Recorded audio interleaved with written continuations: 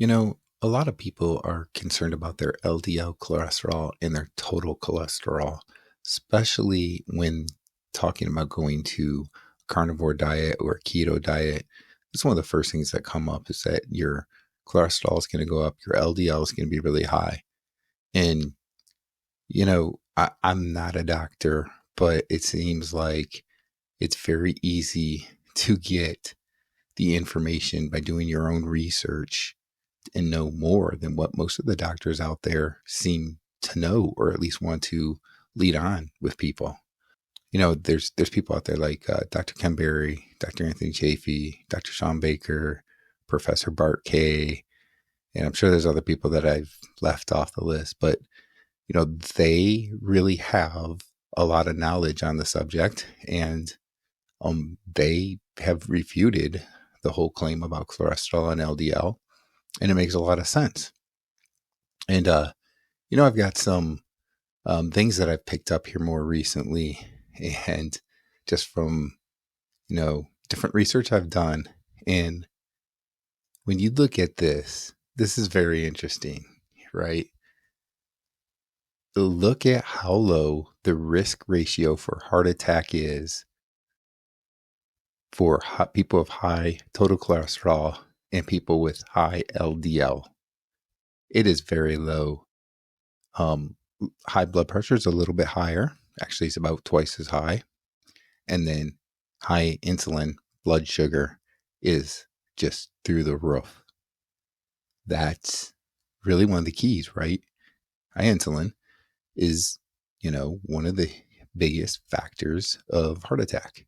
There's other things out there too, like smoking is not good for you and so forth.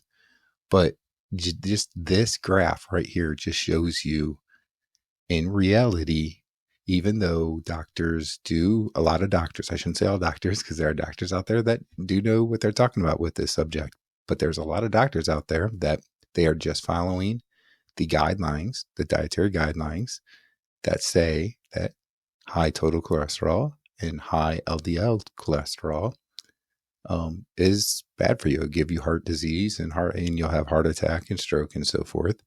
But the actual ratio of people that have heart attacks, that is not really the case.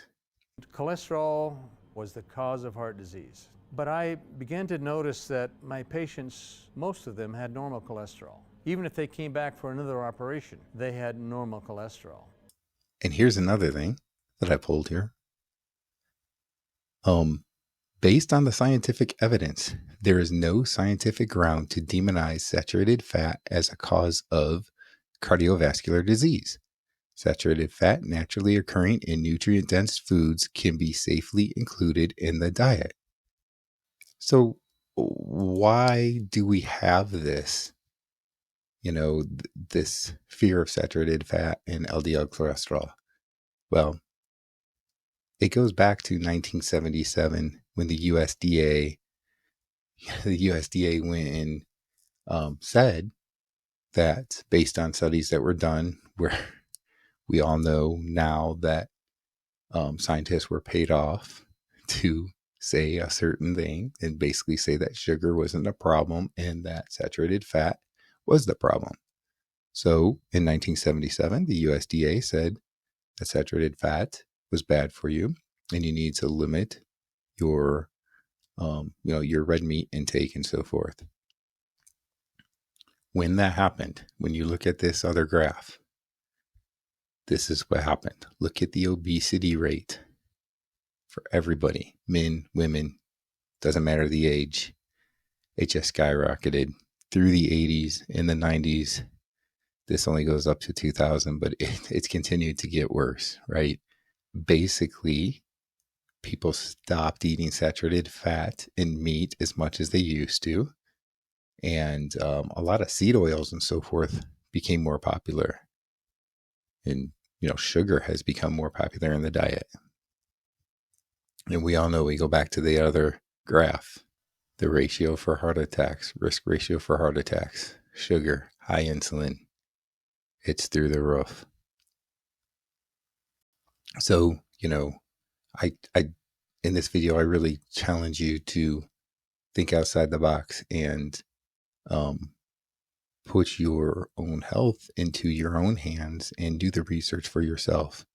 Because we have found out already from a New York Times article how that original report in 1977, the USDA, when they made those guidelines, that study that they were using, scientists were paid off.